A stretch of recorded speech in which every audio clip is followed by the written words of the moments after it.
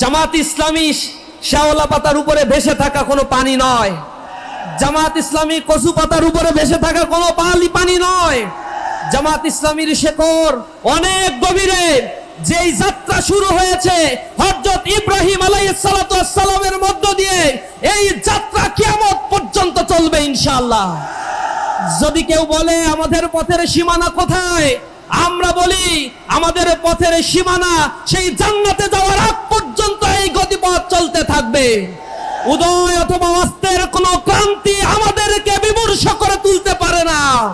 শাহাদাত আমাদের আরাধ্য, তা বুকে লালন করেই চলার জন্যই আমরা প্রতিজ্ঞাবদ্ধ হয়েছি। আমাদের এই আন্দোলনের এই পথটা অনেক কণ্টকাকীর্ণ।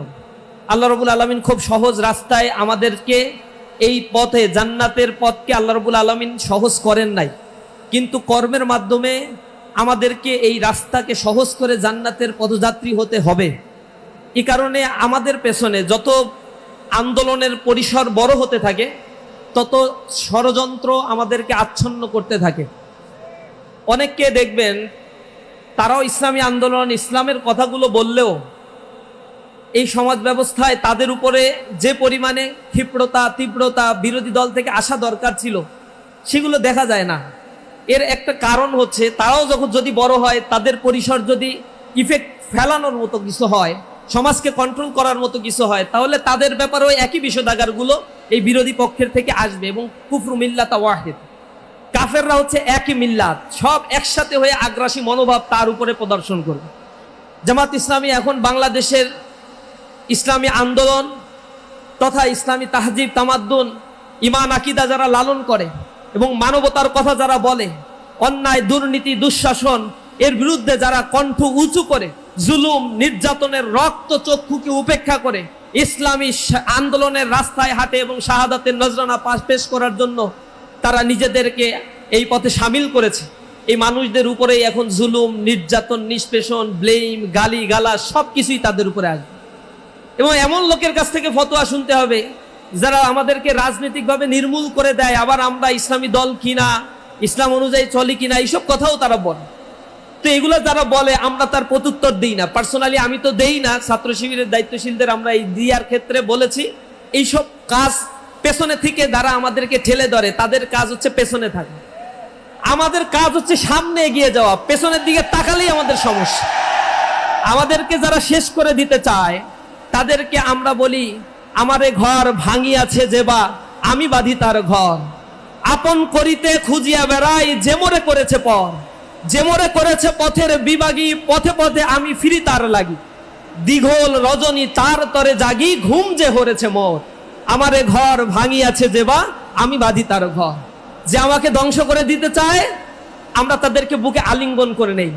যে দ্বারা আমাদেরকে রাজনৈতিক নির্মূল করতে চায় আমরা তাদেরকে ভালোবাসা দিয়ে তাদের রাজনৈতিক ওই বাঁকা পথ থেকে সোজা সিরাতুল মুস্তাকিমের পথে তাদেরকে নিয়ে আসতে চায়। এজন্য গালিগালাজ করে কোনোভাবেই কোনো আদর্শকে ধ্বংস করা সম্ভব নয়। জামাত ইসলামী শ্যাওলা পাতার উপরে ভেসে থাকা কোনো পানি নয়। জামাত ইসলামী কচু পাতার উপরে ভেসে থাকা কোনো পানি নয়। জামাত ইসলামীর শেকড় অনেক গভীরে। যেই যাত্রা শুরু হয়েছে হযরত ইব্রাহিম আলাইহিস সালাতু ওয়াস সালামের মধ্য দিয়ে, এই যাত্রা কিয়ামত পর্যন্ত চলবে ইনশাআল্লাহ। যদি কেউ বলে আমাদের পথের সীমানা কোথায়, আমরা বলি আমাদের পথের সীমানা সেই জান্নাতে যাওয়ার আগ পর্যন্ত এই গতিপথ চলতে থাকবে। উদয় অথবা অস্তের কোনো ক্রান্তি আমাদেরকে বিমর্ষ করে তুলতে পারে না। শাহাদাত আমাদের আরাধ্য, তা বুকে লালন করেই চলার জন্যই আমরা প্রতিজ্ঞাবদ্ধ হয়েছি। সুতরাং আমাদেরকে সেই চরিত্র, মাধুর্য এবং নৈতিকতা নিয়ে মানুষের সমস্যা সমাধানের জন্য সমাজের অংশ হয়ে আমাদেরকে কাজ করতে হবে। জামাত ইসলামের যে স্লোগান, জামাত কর্মী হচ্ছে সমাজকর্মী। সমাজের মানুষের সমস্যা সমাধানের জন্য যদি আমরা মানুষের কাছে ছুটে যাই, কাজ করি, যেভাবে মানুষ আমাদেরকে সমর্থন দিয়েছে, যে পরিমাণে মানুষ আস্থা রাখছে, ইনশাআল্লাহ আগামীর বাংলাদেশে এই সমাজ ব্যবস্থায় একটি কল্যাণমুখী রাষ্ট্র প্রতিষ্ঠা হবে ইনশাআল্লাহ। বিংশ শতাব্দী যে জুলুম নির্যাতন নিষ্পেষণের শিকার হয়েছে, 21 শতকে মুসলিম রেনেসাঁ সংগঠিত হওয়ার মধ্য দিয়ে পশ্চিমা অশ্লীলতা, পশ্চিমা সংস্কৃতির কবর রচনা হবে ইনশাআল্লাহ। আমরা সেই নতুন জাগরণের অপেক্ষা করছি। মুসলিম উম্মাহ সেই নতুন রেনেসাঁর জন্য পথ খুঁজে ফেরছে।